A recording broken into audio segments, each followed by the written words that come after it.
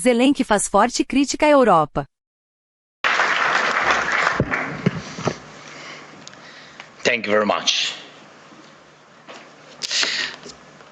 Dear friends,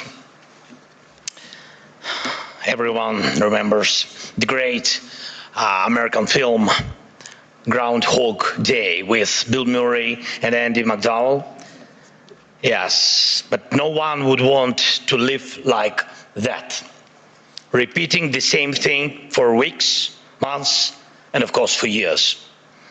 And yet, that's exactly how we live now. And it's our life. And every forum like this one proves it. Just last year, here in Davos, I ended my speech with the words, "Europe needs to know how to defend itself."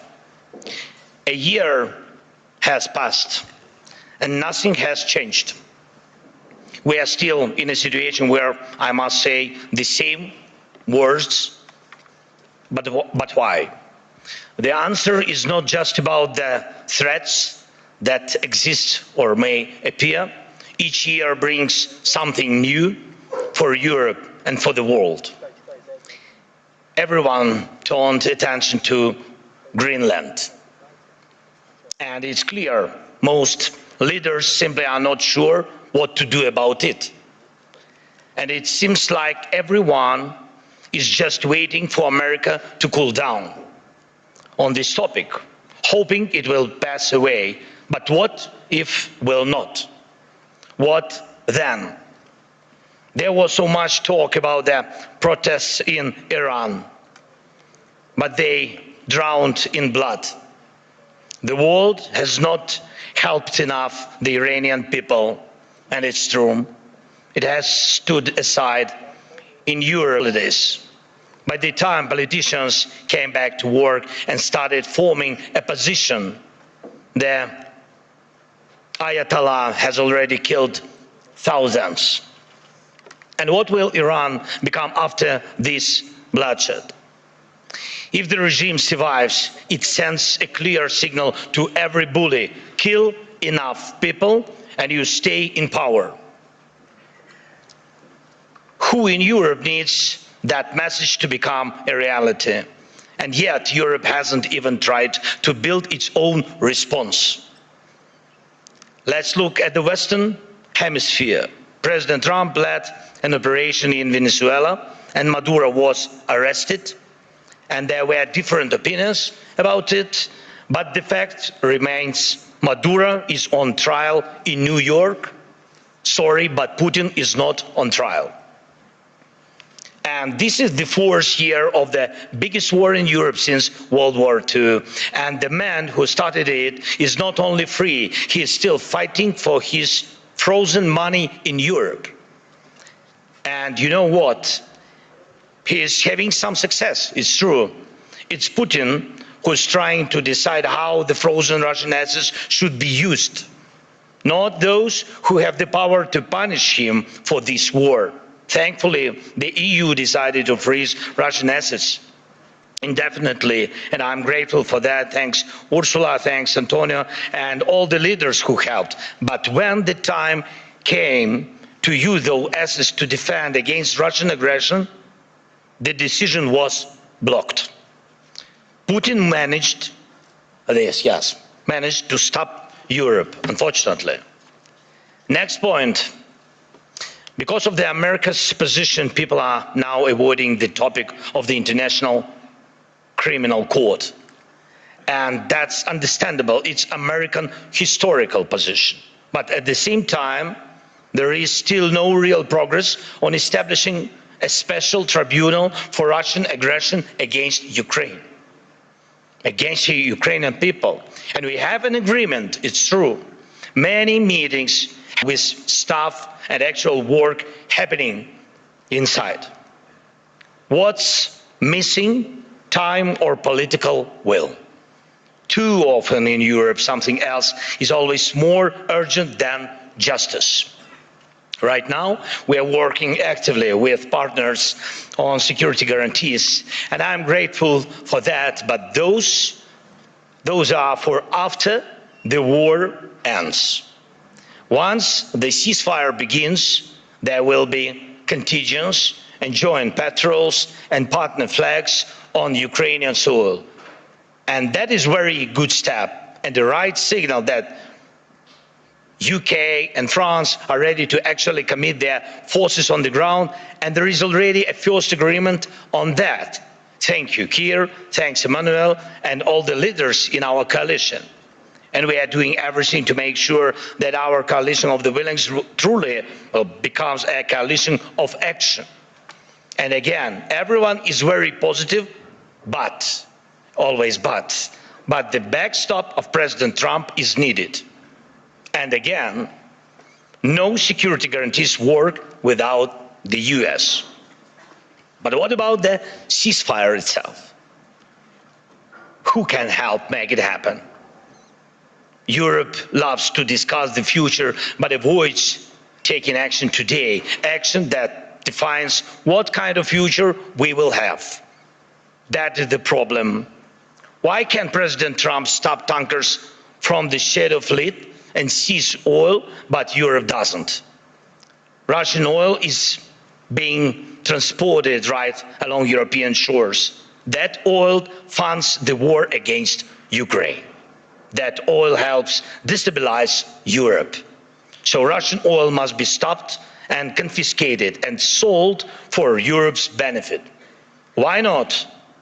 If Putin has no money, there is no war for Europe. If Europe has money, then it can protect its people. Right now, those tankers are making money for Putin, and that means Russia continues to push its sick agenda. Next point. I've said it before and I'll repeat it again. Europe needs united armed forces, forces that can truly defend Europe. Today, Europe relies only on the belief that if danger comes, NATO will act. But no one has really seen the alliance in action. If Putin decides to take Lithuania or strike Poland, who will respond? Who will respond? Right now, NATO exists thanks to belief that the United States will act, that it will not stand aside and will help. But what if it doesn't? Believe me, this question is everywhere in the minds of every European leader, and some try to get closer to President, acting, investing in weapons production and etc., building partnerships, getting public support for higher defense spending. But let's remember, until America pressured Europe to spend more on defense, most countries were not even trying to reach 5% of GDP, the minimum needed to ensure security. Europe needs to know how to defend itself. And if you send 30 or 40 soldiers to Greenland, what is that for? What message does it send? What's the message to Putin, to China? And even more importantly, what message does it send to Denmark? The most important, your close ally. You either declare that European bases will protect the region from Russia and China and establish those bases, or you risk not being taken seriously because 30 or 40 soldiers will not protect anything. And we know what to do. If Russian warships are sailing freely around Greenland, Ukraine can help. We have the expertise and weapons to ensure not one of those ships remains. They can sink near Greenland just as they do near Crimea. No problem, we have the tools and we have people. For us, the sea is not the first line of defense, so we can take actions and we know how to fight there if we were asked and if Ukraine were in NATO. But we are not. We would solve this problem with Russian ships. As for Iran, everyone is waiting to see what America will do. And the world offers nothing, Europe offers nothing, and doesn't not want to enter this issue as a supporter of the Iranian people and the democracy they need. But when you refuse to help the people fighting for freedom, the consequences return, and they are always negative. Belarus in 2020 is the example. No one helped their people, and now Russian or ethnic missiles are deployed in Belarus within range of most European capitals. That would not have happened if the Belarusian people had won in 2020. And we have told our European partners multiple times, act now. Act now against those missiles in Belarus. Missiles are never just decoration, but Europe still remains in Greenland mode. Maybe someday someone will do something. The issue of Russian oil is the same. It's good that many sanctions exist. Russian oil is getting cheaper, but the flow has not stopped. And Russian companies that fund Putin's war machine are still working. And that will not change without more sanctions. And we are grateful for all the pressure put on the aggressor. But let's be honest, Europe must do more so its sanctions block enemies as effectively as American sanctions. Why is that important? Because if Europe is not seen as a global force, if its actions don't scare bad actors, then Europe will always be reacting, catching up with new dangers and attacks. We all see that the forces trying to destroy Europe do not face a single day. They operate freely, even operate inside Europe. Every victor who lives off European money while trying to sell out European interests deserves a smack upside the head. And if he feels comfortable in Moscow, it doesn't mean we should let European capitals become little Moscows. We must remember what separates Russia from all of us. The most fundamental line of conflict between Russia and Ukraine and all of Europe is this: Russia fights to devalue people, to make sure that when dictators want to destroy someone, they can. But they must lose power, not gain it. For example, Russia's missiles are produced only because there are ways to bypass sanctions. It's true.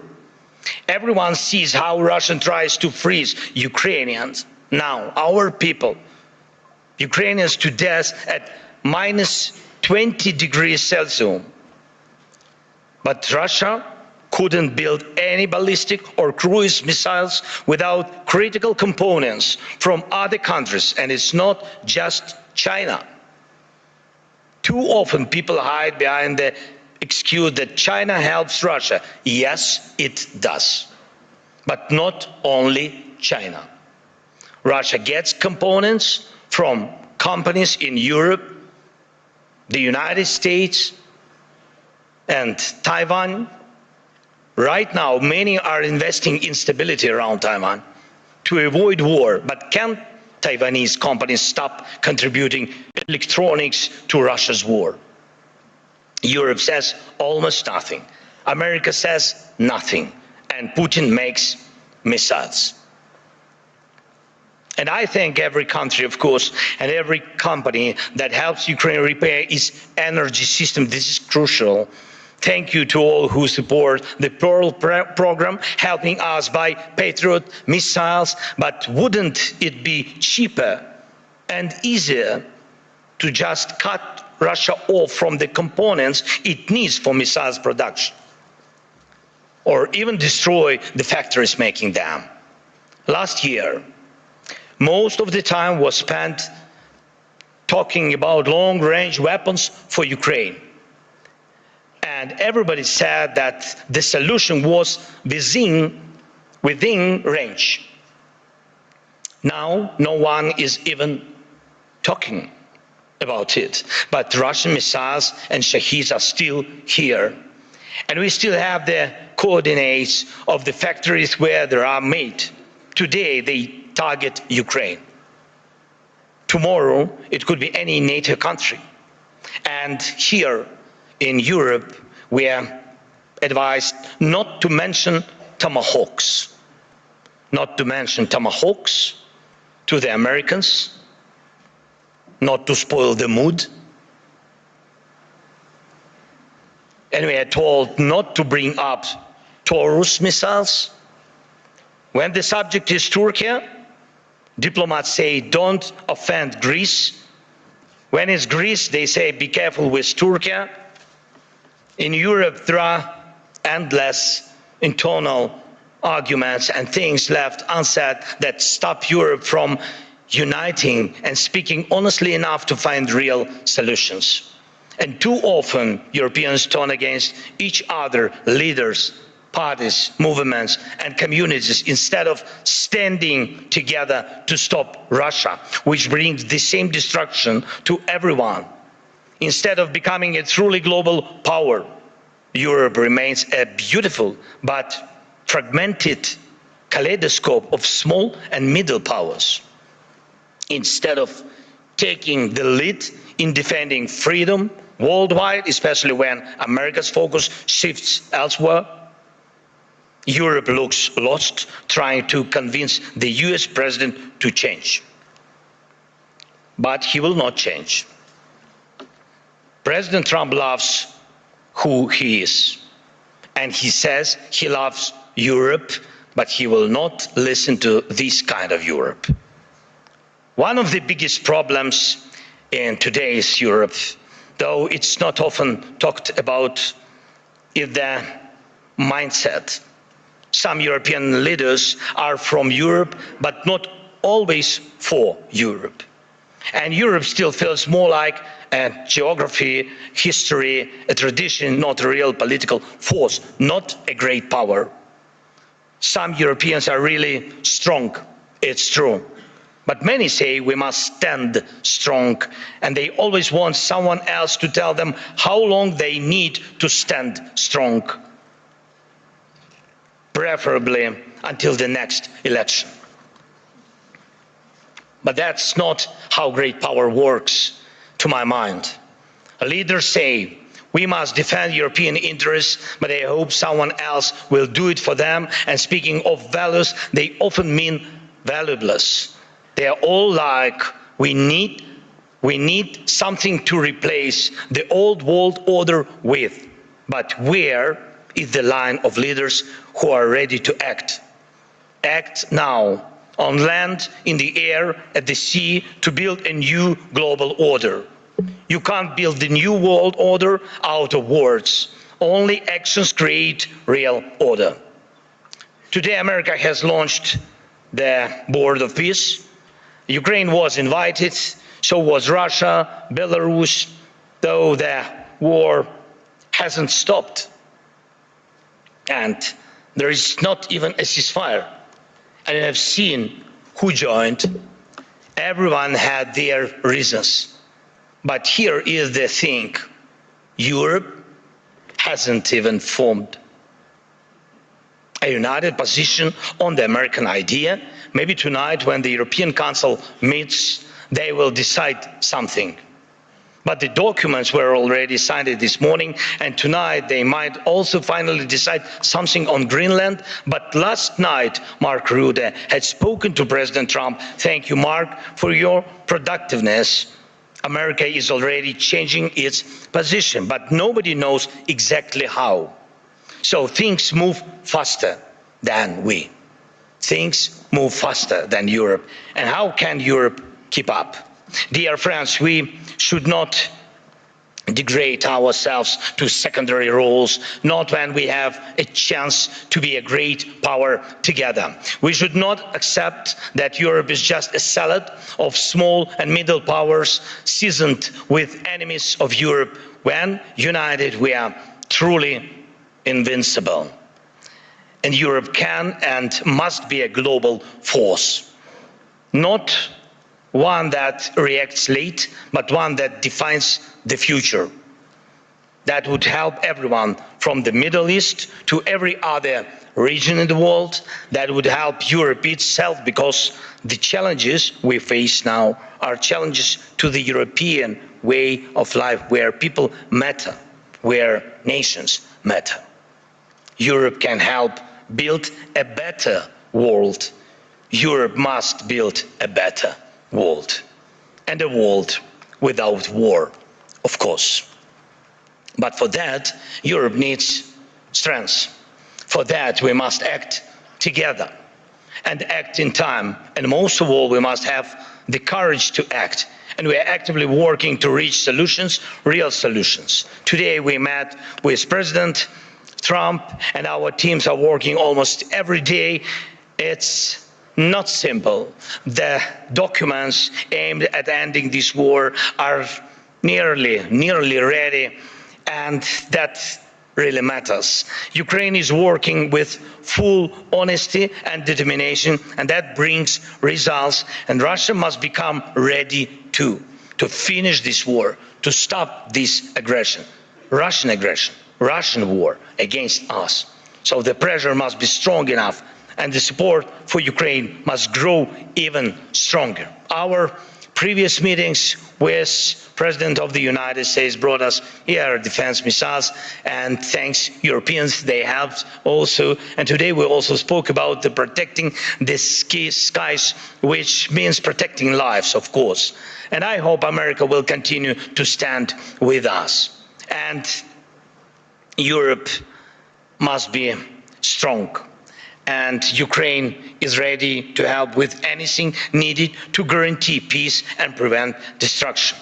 We are ready to help others become stronger than they are now. We are ready to be part of a Europe that truly matters, a Europe of real power, great power. Today we need that power to protect our own independence, but you need Ukraine's independence too, because tomorrow you may have to defend your way of life. And when Ukraine is with you, no one will wipe their feet on you, and you will always have a way to act, and act in time. This is very important. Act in time.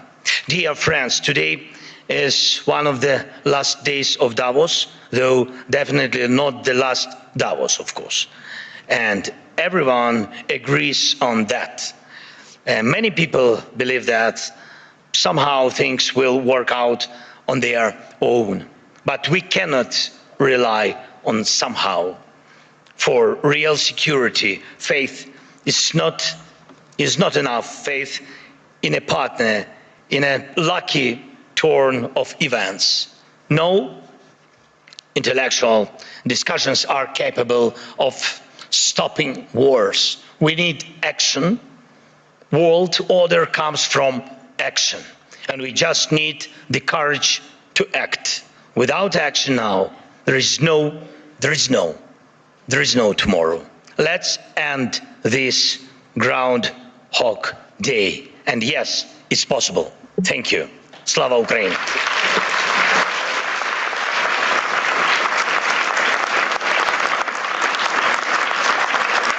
Este site pode ajudar você a melhorar sua leitura e compreensão auditiva em inglês. Com inteligência artificial, ele divide as frases em partes menores e fáceis de entender. Na ferramenta de reprodução, você pode ajustar a velocidade, pausar ou voltar para entender cada frase. O site oferece tradução para 20 idiomas, facilitando o aprendizado. É só digitar inglês.com no navegador e experimentar.